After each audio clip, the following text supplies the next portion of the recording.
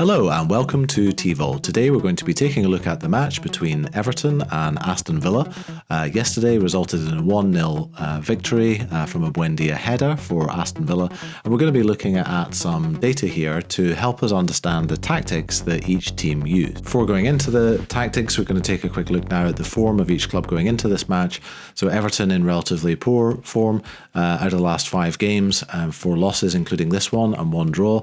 Of course, recently dispensed with their manager Rafael Benitez, with Duncan Ferguson taking over on a caretaker basis. So looking to turn around that poor run of form. Aston Villa having appointed Steven Gerrard for the Norwich match, so fairly recently. Have had a few ups and downs, but in general, and I would say particularly observing their style of play, there's a lot of promise. They won this game. They were very unfortunate to only draw with Manchester United. So certainly the Gerrard effect is starting to take shape. And it was a game where, in the end, Everton had quite a lot of shots, 15 versus 8 for Aston Villa. The grey bar is the Premier League average, so of all matches so far this season.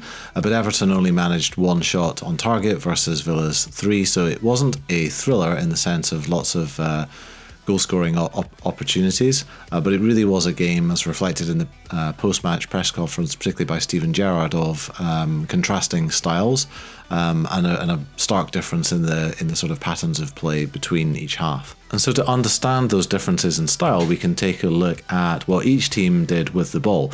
They had an equal share of possession, 50% each, but you can see the Everton's pass accuracy was only 67%, so giving the ball away on a third of occasions, but that was a part of an intentional strategy.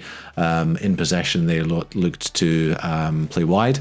Out of possession, relatively narrow, to combat Villa's extra man playing 3 in the middle of the park. Villa were slightly more accurate with their passing, but they would in general seek to have a higher passing accuracy. They were put under an enormous amount of pressure, which we'll look at in a second, by Everton, and it was generally a game where possession was won and lost frequently. Then looking at the type of pass, that helps us further understand the contrast in styles. So Villa really emphasising short passes, which were 44%, as you can see, versus 42% for medium passes and 14% for long, whereas Everton were looking to go much longer with their passing, 29%. That's double the average of all Premier League matches so far this season.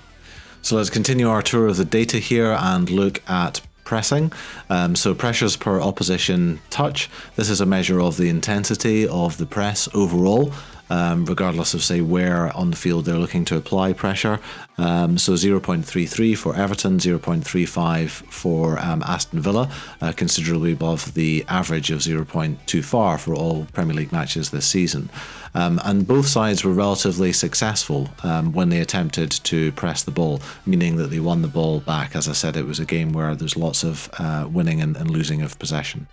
Looking at progressive passes for this match in particular really helps us understand and appreciate the contrast in styles. So what a progressive pass is where a team moves the ball forward more than 10 yards towards the opposition's goal than in the sequence of the last 6 passes. So it's when a player gets on the ball, like say John McGinn for Everton, or from further back Tyrone Mings, then they're looking to break the lines.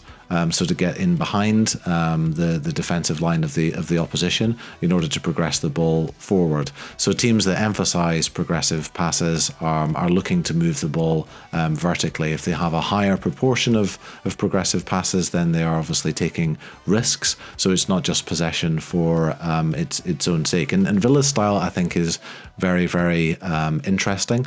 And of course, Gerrard was playing a similar style with Rangers, but then most often they would play against a significantly inferior opposition, whereas he comes into, I'd say, a modestly talented overall group of players, although he's improved that in this current transfer window.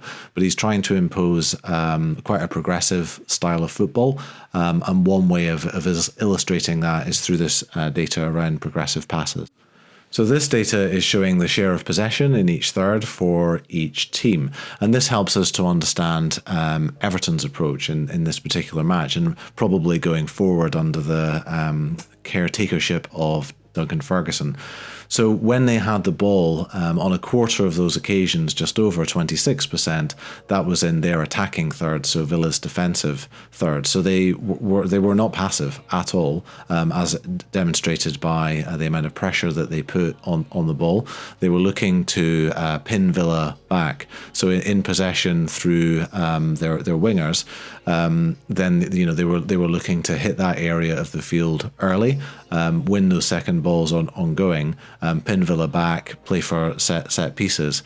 And they did put Villa under quite a lot of pressure in the second half. It didn't generate a huge number of shots on goal, but it did generate a number of chances, as we saw before. They had a lot more shots than Aston Villa did.